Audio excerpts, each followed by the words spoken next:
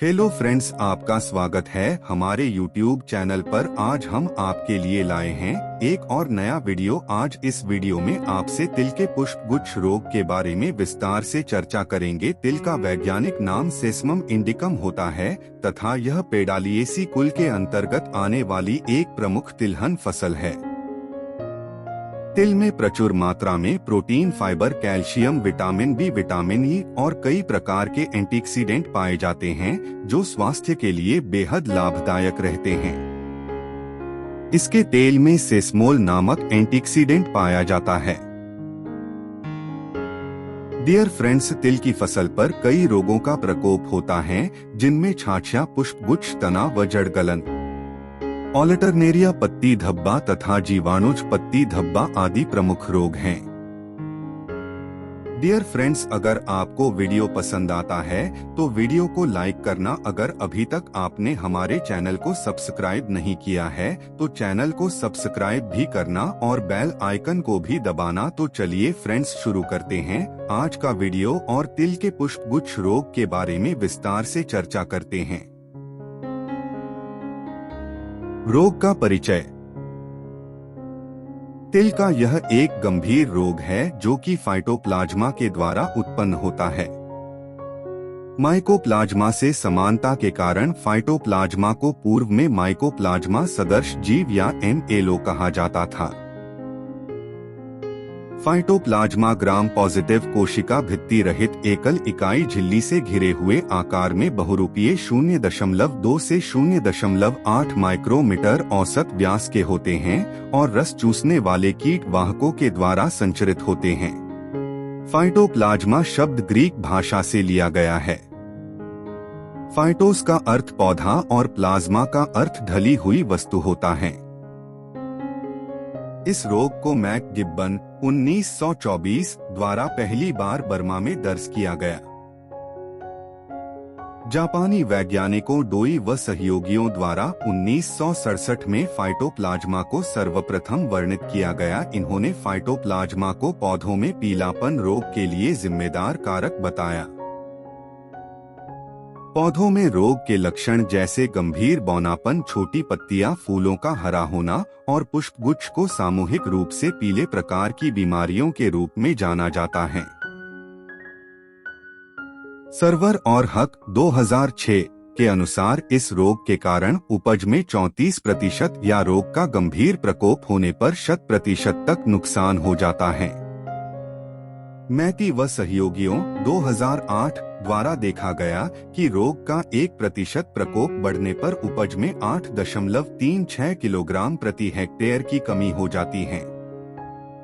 Candidates phytoplasma वंश के सदस्य टेट्रासाइक्लिन समूह के एंटीबायोटिक के प्रति संवेदनशील होते हैं, लेकिन पेनिसिलिन के प्रति संवेदनशील नहीं होते हैं। रोग के लक्षण। इस रोग को हरा पुष्प रोग, पोथे सेप्लॉइडी स्टेनोसिस और फिलोमेनिया भी कहा जाता है। पौधों में बौनापन, पुष्पगुच्छ, कुर्चिसम, फूलों का हरा होना, फूलों का प्रसार, कैप्सूलों का बड़ा होना, कैप्सूलों का फटना, फटे हुए कैप्सूलों से बीज अंकुरण होना, पत्तियों एवं चपटे तनों से गहरे रंग का स्त्राव होना आदि इस रोग के प्रमुख लक्षण हैं। इस रोग के कारण पौधे की वृद्धि रुकने से पौधा बौना रह जाता है। फूलों का पत्तीनुमा संरचना में बदल जाना फिल्लोडी कहलाता है। परोह का तीव्र प्रसार होकर झाड़ूनुमा संरचना में बदल जाना कुचिसम कहलाता है। पुष्प अंगों का हरा हो जाना फ्लोरल वायरेसेंस कहलाता है। पुष्प अंगों से परोह की वृद्धि होना फ्लोरल प्रोलिफरेशन कहलाता है। इस रोग में कैप्सूल के आकार में वृद्धि हो जाती है तथा कैप्सूल फट जाते हैं एवं फटे हुए कैप्सूलों में बीजों का अंकुरण हो जाता है। पौधे की पत्तियां तथा चपटे तनों पर गहरे रंग का रिसाव बन जाता है। पौधे की प्रारंभिक वृद्धि अवस्था के दौरान रोग का संक्रमण होने पर इंटरनोड की वृद्धि रुक जाती है, पत्तियों का आकार कम हो जाता है तथा पौधे की वृद्धि रुक जाती है। रोग के कारण संपूर्ण पुष्पक्रम बहुत छोटे इंटरनोस के साथ तने के शीर्ष पर निकटतम व्यवस्थित मुड़ी हुई छोटी पत्तियों में परिवर्तित हो जाता है। इसके अतिरिक्त संक्रमित पौधों में इंटरनोड की लंबाई और पत्तियों के आकार में कमी हो जाती है। कैप्सूल फट जाते हैं। फटे हुए कैप्सूल में बीजों का अंकुरण हो जाता है। पत्तियों और फूलों के हिस्सों पर गहरे रंग का रिसाव बन जाता है और कभी कभी रोग के कारण पौधों में पीलापन दिखाई देता है। रोग का पौधे की वृद्धि अवस्था के बाद संक्रमण होने पर फूलों का हरा होना, फूलों का गुच्छा बन जाना तथा पौधे का झाड़ूनुमा हो जाना अर्थात कुर्चिसम जैसे लक्षण दिखाई देते हैं। रोगजनक। यह रोग कैंडिडेट्स फाइटोप्लाज्मा के द्वारा उत्पन्न होता है। यह अविकल्पी पादप रोगजनक होता है जो कि प्रोकैरियोट्स के मॉलिक्यूल्स वर्ग से संबंधित हैं। इसे कोशिका मुक्त कृत्रिम संवर्धन मीडिया पर अपने परपोषी के बाहर संवर्धित नहीं किया जा सकता है। मोलिक्यूल्स शब्द लैटिन भाषा से लिया गया है। मोलिस का अर्थ मुलायम या लचीला और क्यूटिस का अर्थ त्वचा होता है। मॉलिक्यूल्स का अर्थ बिना कोशिका भित्ति वाला होता है। ये पौधों के फ्लोएम छलनी नलिकाओं में पाए जाने वाले विशेष कोशिका भित्ति रहित रोगजनक जीवाणु होते हैं। इसमें एक गोलाकार डबल स्ट्रैंडेड डीएनए पाया जाता है। फाइटोप्लाज्मा के गुणसूत्रीय डीएनए में G+C सामग्री 23 से 29% के बीच होती है। वर्तमान में फाइटोप्लाज्मा का वर्गीकरण मुख्य रूप से 16S rRNA जीन के न्यूक्लियोटाइड अनुक्रम पर आधारित है। इस रोग से 4 फाइटोप्लाज्मा समूह 16SR1, 16SR2, 16SR6 और 16SR9 संबंधित हैं। फॉर 6-डाई-एमिडिनो-2 फिनाइलिंडोल DAPI का उपयोग फाइटोप्लाज्मा कोशिकाओं को स्टेन करने के लिए किया जाता है। 2004 में वंशीय नाम फाइटोप्लाज्मा को कैंडिडेटस फाइटोप्लाज्मा के रूप में अपनाया गया था। फाइटोप्लाज्मा के 16S rRNA जीनों का PCR प्रवर्धन फाइटोप्लाज्मा रोगों की पहचान के लिए सबसे उपयुक्त और मानक तरीका है। रोगजनक का वर्गीकरण।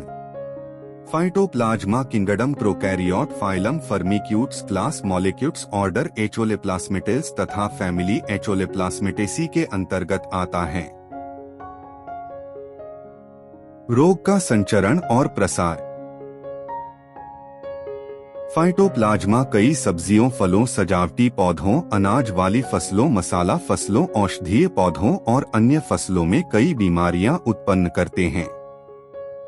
यह सिकाडेलिडी, लीफ हॉपर और फुलगोरिडी, प्लांट हॉपर परिवारों से संबंधित रस चूसने वाले कीट वाहकों के द्वारा परसिस्टेंट और प्रोपोगेटिव तरीके से संचरित होते हैं। यह परजीवी अमरबेल या डोडर के द्वारा भी फैलता है। भारत में यह मुख्य रूप से लीफ हॉपर ओरोसियस एल्बिसिंकटस के द्वारा फैलता है। ये छलनी प्लेटों के छिद्रों से होकर पूरे पौधे में फैल जाते हैं जो फ्लोएम छलनी नलिकाओं को विभाजित करते हैं। भारत में यह मुख्य रूप से लीफ हॉपर ओरोसियस एल्बिसिंकटस के द्वारा फैलता है। रोग प्रबंधन। खरपतवार, परपोषी और रोगी पौधों को हटाकर नष्ट कर देना चाहिए। रोग प्रतिरोधी किस्मों को उगाना चाहिए। तिल के साथ अरहर की अंतर फसल करना पुष्पगुच्छ रोग के प्रबंधन के लिए लाभदायक होता है। आवश्यकता से अधिक उर्वरकों का प्रयोग नहीं करना चाहिए। सिफारिश अनुसार कीटनाशी से बीज उपचार करना चाहिए। सर्वांगी कीटनाशी का छिड़काव करके वाहक जनसंख्या की वृद्धि को रोककर रोग का प्रबंधन किया जा सकता है। डियर फ्रेंड्स, आपको तिल के पुष्प गुच्छ रोग के बारे में विस्तार से जानकारी देने की हमने पूरी कोशिश की है। अगर वीडियो में कोई त्रुटि या कोई कमी रहती है तो आप रेफरेंस बुक की सहायता ले सकते हैं। अगर आपको वीडियो पसंद आया है तो वीडियो को लाइक करना। अगर अभी तक आपने हमारे चैनल को सब्सक्राइब नहीं किया है तो चैनल को सब्सक्राइब करना और बेल आइकन को भी दबाना। तो चलिए फ्रेंड्स, आपसे मिलेंगे अगले वीडियो में, तब तक के लिए बाय बाय, टेक केयर।